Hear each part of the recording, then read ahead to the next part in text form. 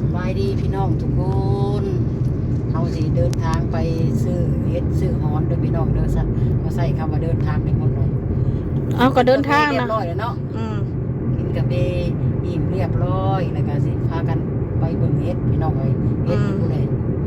บ้านนอกบ้านนาพุ่นมันจังหลาย แกน้อยไม่น้อยพาไปไปหน่อยเป็นคนขับรถ คอยขับรถคอย ไปนำกันเป็นหมู่กับนางมนต์ ว่าสิซะเออ เพิ่นเขาเรียกกาแฟพี่น้องไอ้ของพวกก็ใช้เพิ่นหลาย โอ้ยกาแฟอยู่ลาวมันบ่แพงก็อยู่ไทยซะหน่อย ๆ พอกิน ไปพัน บ่แพงอยู่ไทยเห็นเจ็ด เออ แก้วละ75 เนาะมัน เกือบร้อย คนบ่อยู่ไทยบ่ มันเข้มข้นมันเขาบ่ห่วงสูตรโอ้ยาอายาเป็นอาญาเด้อพี่น้อง อ๋อบ่เป็นหยัง รถอยู่ลาวหนูย่าน นี่ก็เขาขี่กันนะเขาแซงกันบ่อยู่บ่ยาวได้หมดเลย นั่นหลายย่านนะว่าเฮากูบ่รู้ใจ บัดบ่อยู่บ่ยาวสิกัน ย่าน ดาวอยู่ไทยผ่านมาคนละเลนเนาะมันก็ขี่คักเนาะ แม่เล่นไฟเล่นมัน ขึ้เล่นลงก็ลงไป รถติดยาวเป็นแถวกับบ่ย่าน ขี่เซ้ยเนาะ แม่ คักไทย มันบ่เป็นตาย่านดอก หากก็เปิดขบวนครับอยู่ไทยอยู่ว่าสิซะ ย่านคือเก่าบ่ลืมเส้น มันก็ญาติลืมเส้นว่าสิเฮาบ่ บ่ ญาติเส้น แม่ ทางบ่ได้ฮู้ว่าทางใดๆนะยานะ ไอ้เพชรในทางเดินทางตรงเราเฮ็ดโลดหัวดับตับใหม่ข่อย จวดเลยเป็นบ่ ร้อยเศร้าเราเหยียบเลย เราสิ้นเลยเนาะเราก็ขับแล้วมันเอาไว้ มันเถื่อเราขี่ไปแบบมันมีหลุมข้างหน้าแล้วเราแสกอ้าวกูยหัวใจกูสิวายเข้าเป็นแห้งซะบัดนี้เนาะมัน แม่ เสียวน ลงน้อย เดียว ญาติถูกนะเว้ย เหยียบขนาดเลยแหละเหยียบยังใหญ่หลวงทื่นเอาเลยล่ะ เมื่อคำบ่เมื่อหมด บ่ดอก บ่เที่ยงว่า บ่คำดอก ลูกข่อยก็บ่สบายอยู่นะเป็นหวัดอยู่นั่น มาหน้าไหน แม่น้องมานาเป็นหวัดโดยสิให้พ่อเพิ่นโทรไล่บอกครู่อยู่ว่าให้ พักก้อนคันไขวัดนะ แม่นเราบ่ได้ถือว่าไข้เราก็มีคิงฮอดอยู่แต่ว่า ถ้าเป็นหวัดนะครู่เราก็บ่อยากให้ไป เราบอกตั้งแต่วันศุกร์แล้วน้องมานาเป็นหวัดนะคุณแม่ว่าซั่น คณะเนาะคนครูคนไทยก็จะขัดเนาะ อืม เขาไล่อันนั้นเขาเบิ่งเด็กดีกว่าสิ เอาถ้าเป็นหวัดนั่นขี้มูกย่อยอันโตฮ้อนคือเขาก็มียาให้กินเลยโรงเรียนน่ะเขาสิมีตู้ยาเฉพาะของเขาเลย โอ้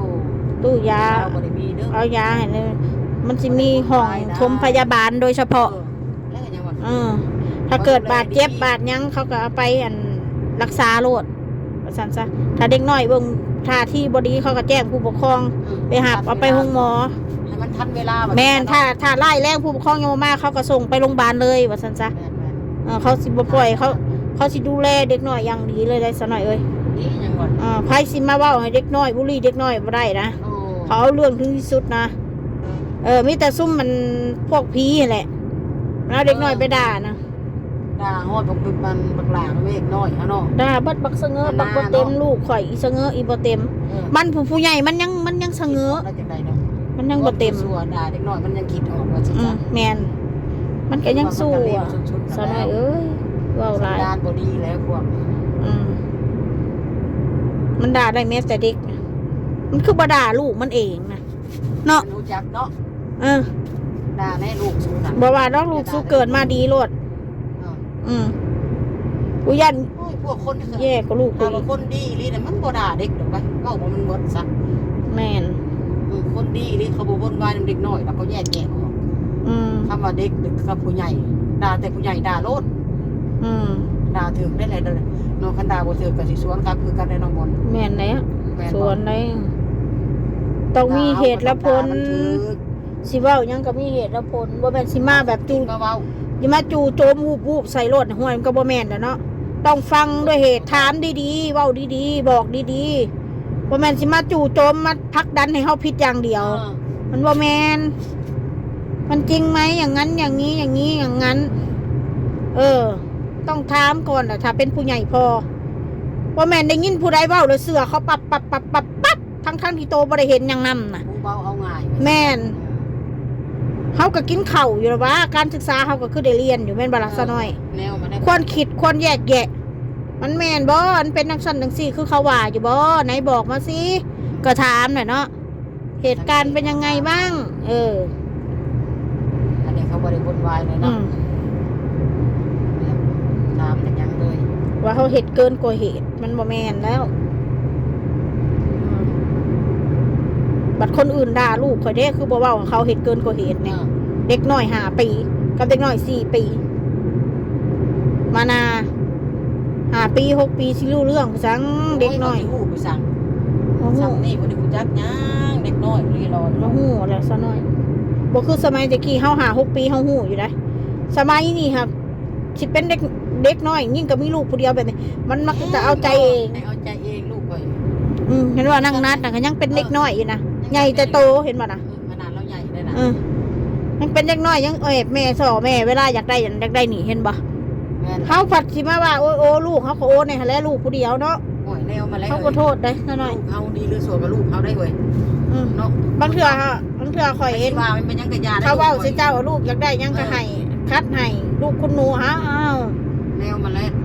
สิเอานางทองมาเปรียบกับนางนัดมันก็บ่แม่น คนข่อยนี่เราก็อยากหาอย่างนั้น มันบ่แม่นได้ ให้เสมอภาพกันนั้นบ่แม่น มันบ่ได้มันคนละฐานะมันคนละสถานการณ์เนาะ แม่ ซั่น ลูกบ่แม่นร้านเฮานำหนึ่งมาเฮาเรียก ๆเฮาเลี้ยงเฮาก็ฮักอยู่แล้ว แล้วเรื่องหักคนละอย่างกับลูกใด แม่น บ่ว่าสิฮัก สงสาร สิไปทุ่มนั่งนัดได้ล้านนั่งทองก็ต้องได้ล้านมันก็บ่แม่น แล้วแม่นถูกต้อง ความเป็นจริงมันไม่ใช่นะคะ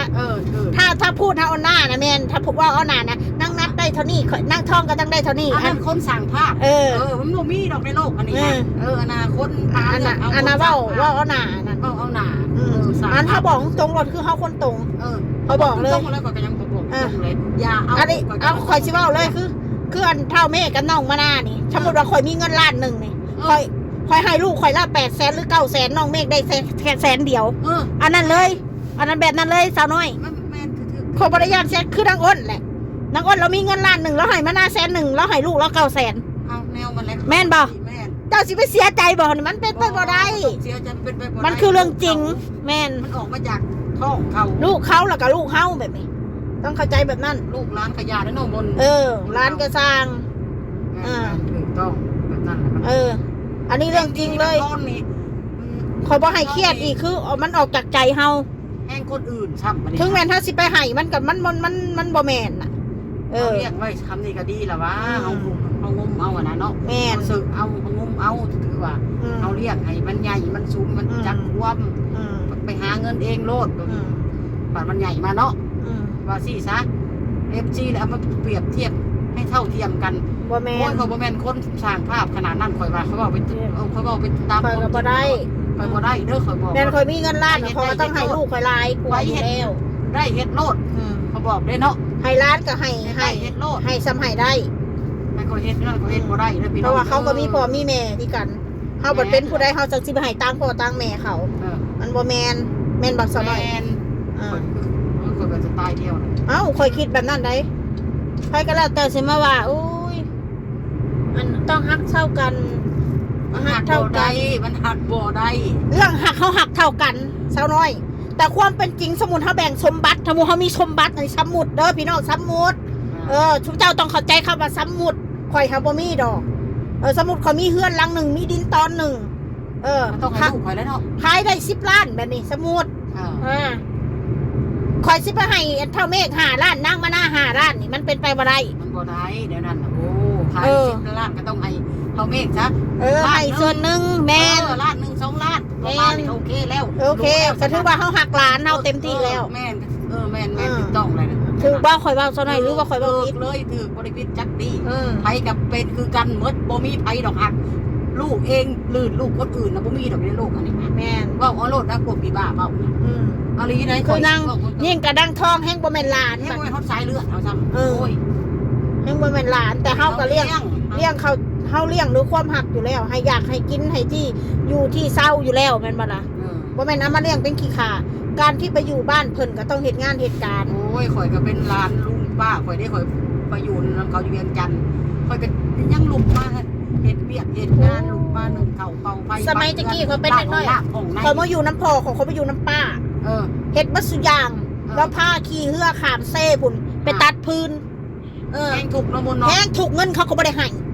อยากกินขนมนี่ยังยากบ่ได้กินดอกขนมนอกจากพ่อมาแล้วพ่อต้องซื้อให้กิน อีพ่อเราเป็นพ่อข้างัวข้าควายเด้ตะกี้เราสิเอาลูกไปฝากไว้น้ำเอื้อยตะกี้นะพอก็ไปอยู่โอ้ย ทุกขนาดเนาะ สุดยอดย่ามื้อเช้าก็ตื่นตั้งแต่ตี ขนาดสายเลือดนั่นน่ะมน 5สายเลือด นั่นน่ะ